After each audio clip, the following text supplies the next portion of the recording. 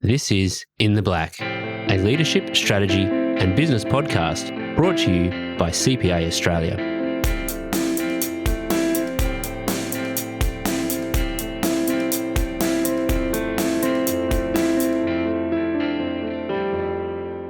Welcome to CPA Australia's In the Black podcast. I'm Jacqueline Blondell, and today we're diving into the art of delegation. To help me out is Daniel Murray, author of The Empathy Gap, a handbook for business leaders who want to form stronger connections with the people they lead. After graduating with a mathematics degree, Daniel joined one of Australia's largest insurers. He continued navigating corporate culture at the Commonwealth Bank while undertaking an MBA. He is now a leadership coach and speaker. Welcome to In the Black's Career Hacks, Daniel. Thanks for having me.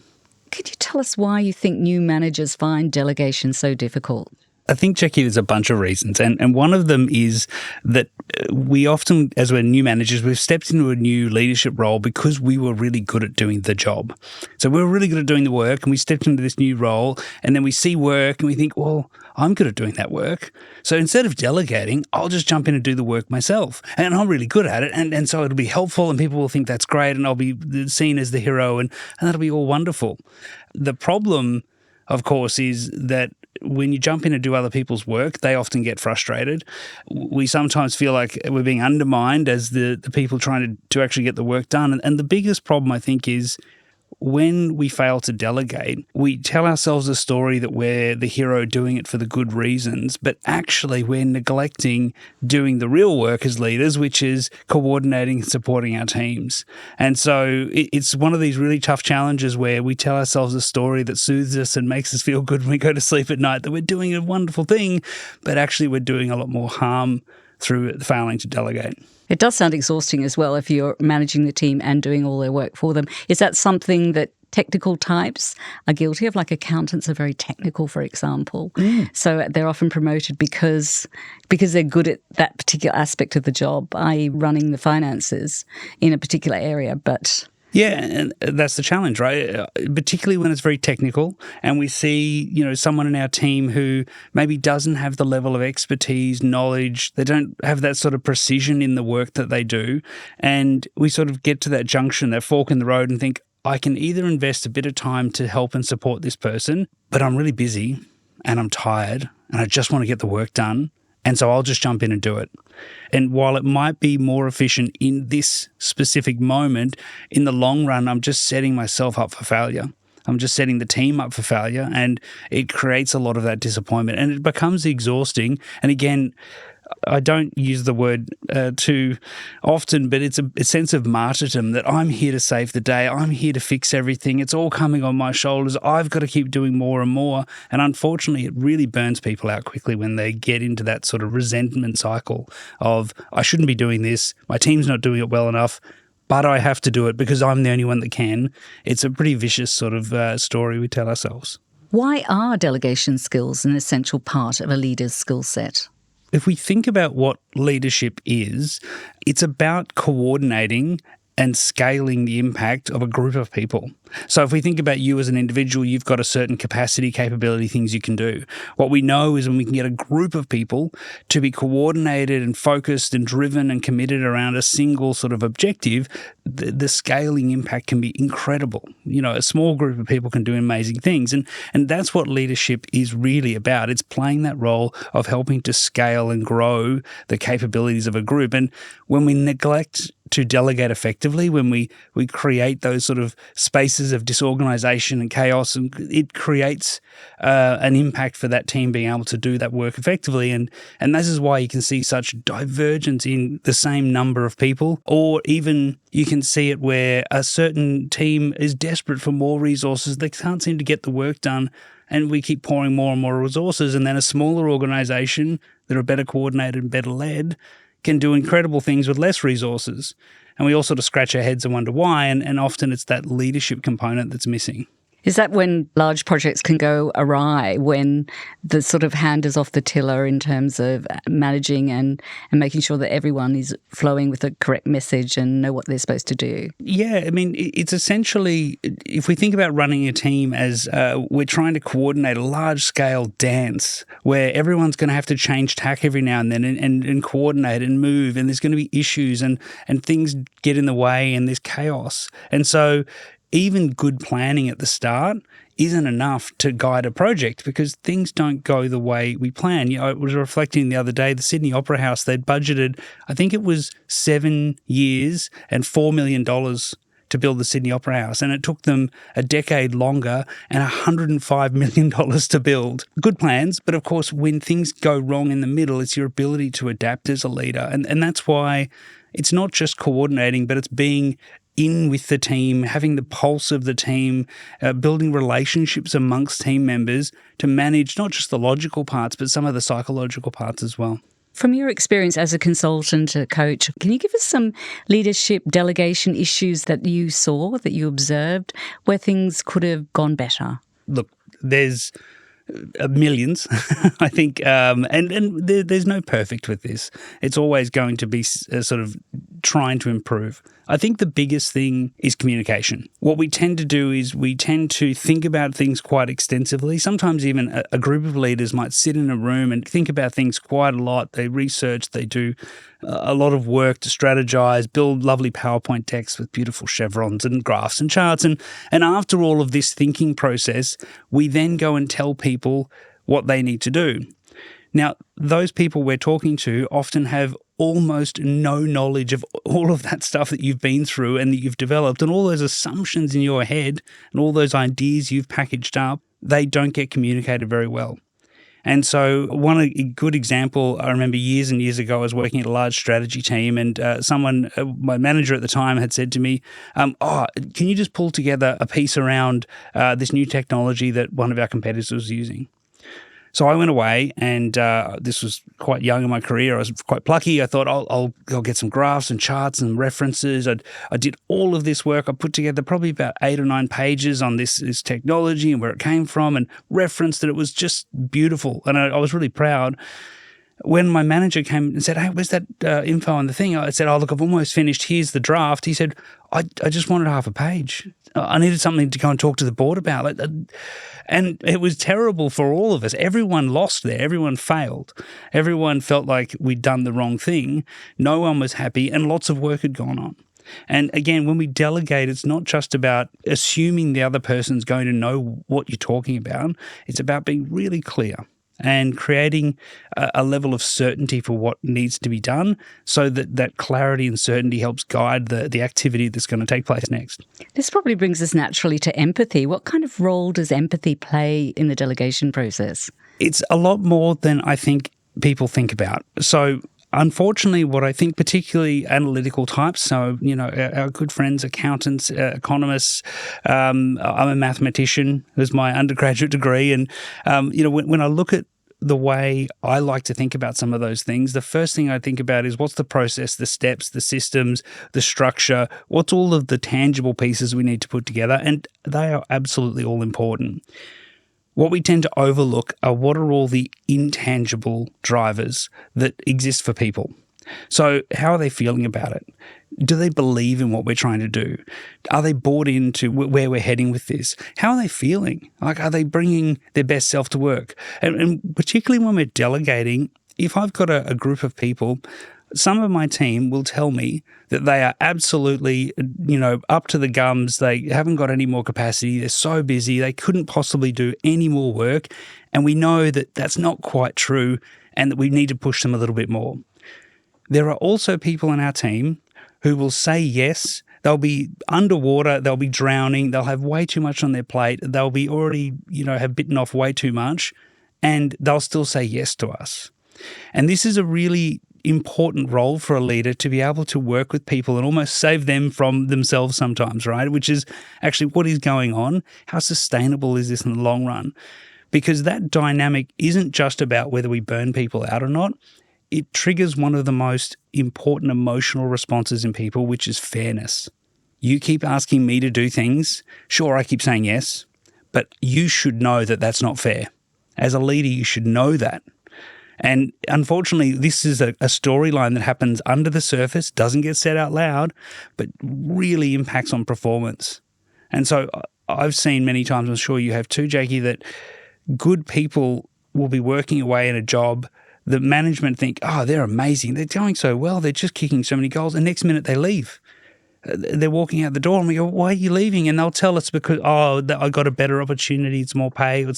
But actually, most of the time it's because we haven't led them and treated them in a way that really gives them commitment to want to stay.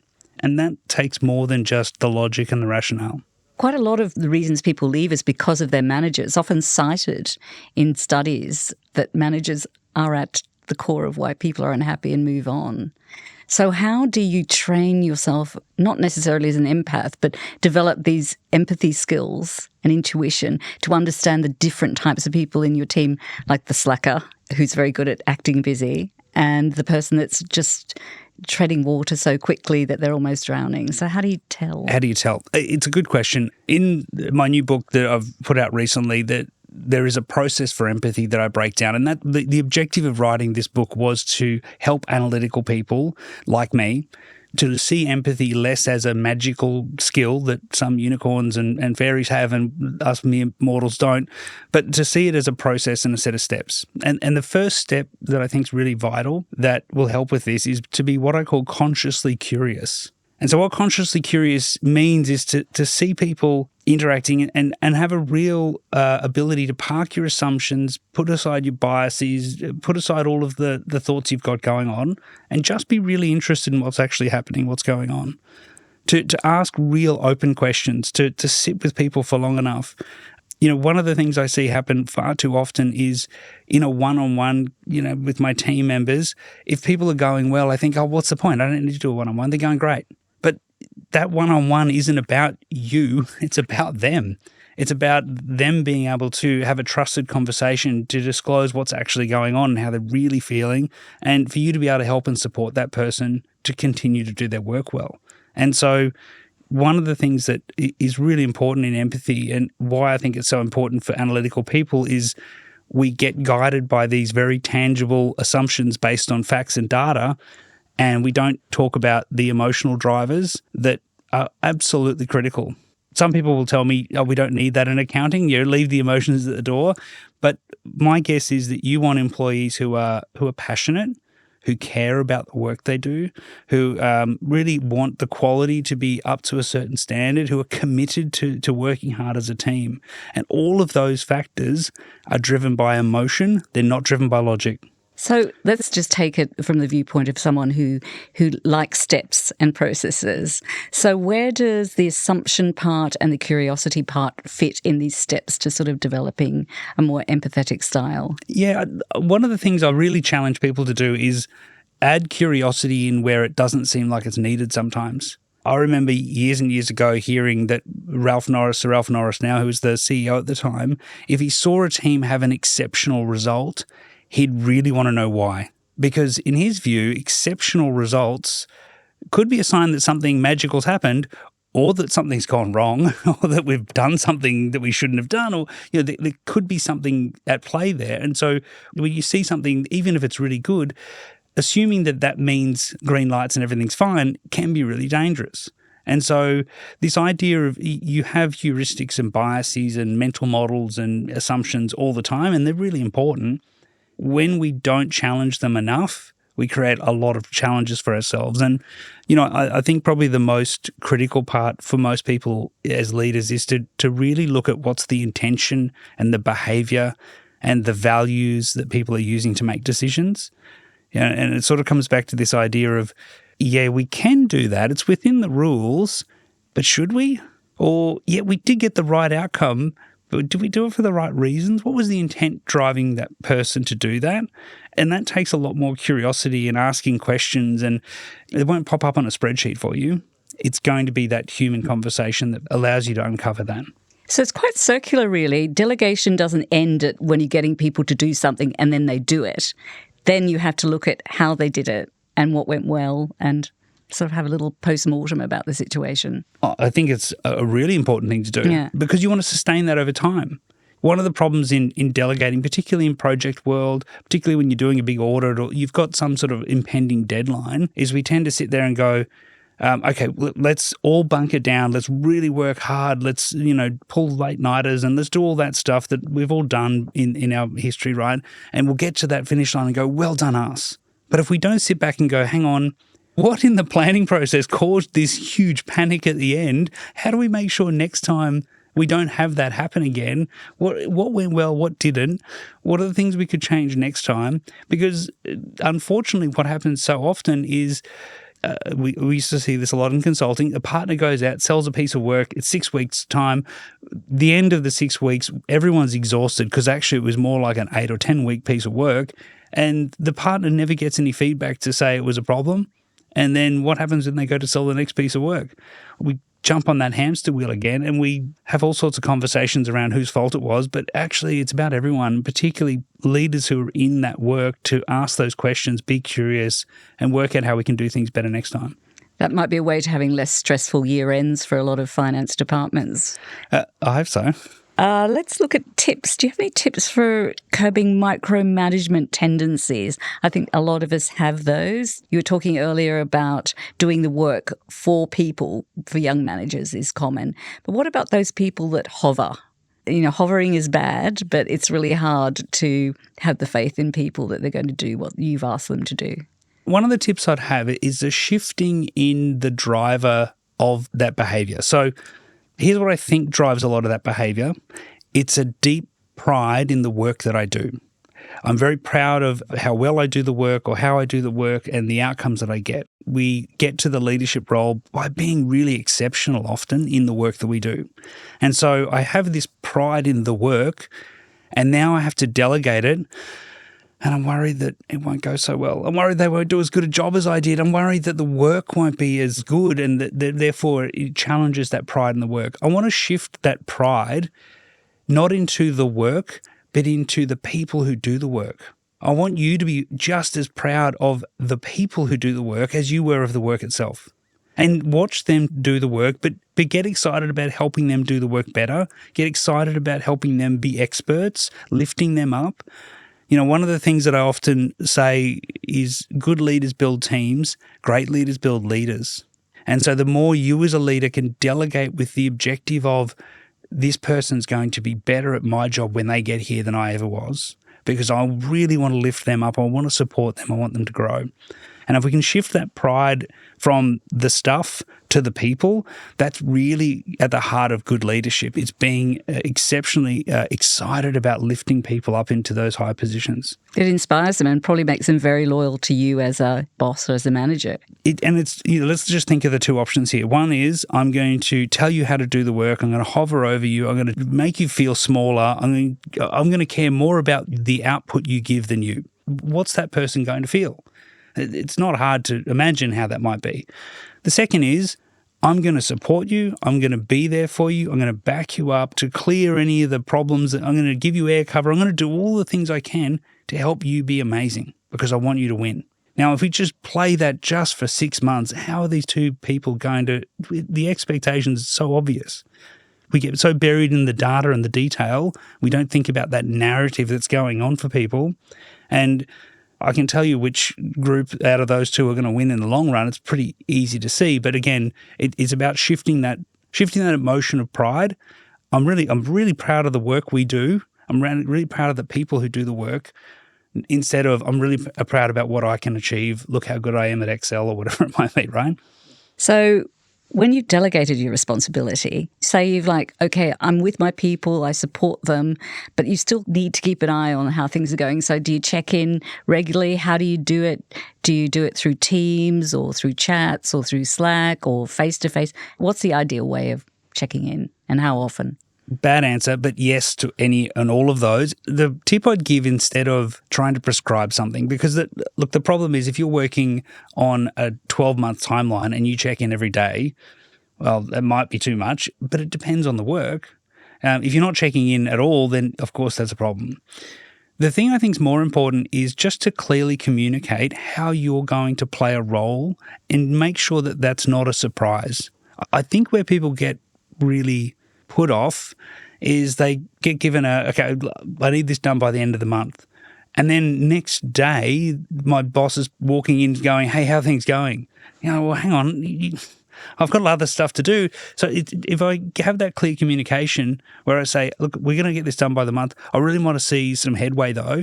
What can we get done by this afternoon? What can we do by tomorrow? Should we check in? Let's grab a chat. I don't expect to see it polished and perfect, but here's the sort of thing I'm thinking by tomorrow. Let me know how you go with that. So I think if you set the expectations clearly and follow through on those expectations, people don't hate change. They don't hate getting followed up on. They don't hate feedback. What they hate is uncertainty. And those surprise drop-ins, those I didn't realize this was supposed to happen, those miscommunications cause way more uncertainty and frustration for people than just doing it with clarity and honesty. Sounds a bit like corporate harassment, that kind of approach. Well, Daniel, thanks so much for joining us today. It's been fantastic and you've given us some great insights. I've really loved it. Thanks for having me. For our listeners eager to learn more, please check out the show notes for links to Daniel's book, his website, and additional resources from CPA Australia. And don't forget to subscribe to In the Black and share this episode with your colleagues and friends in the business community. Until next time, thanks for listening. To find out more about our other podcasts, check out the show notes for this episode. And we hope you can join us again next time for another episode of In the Black.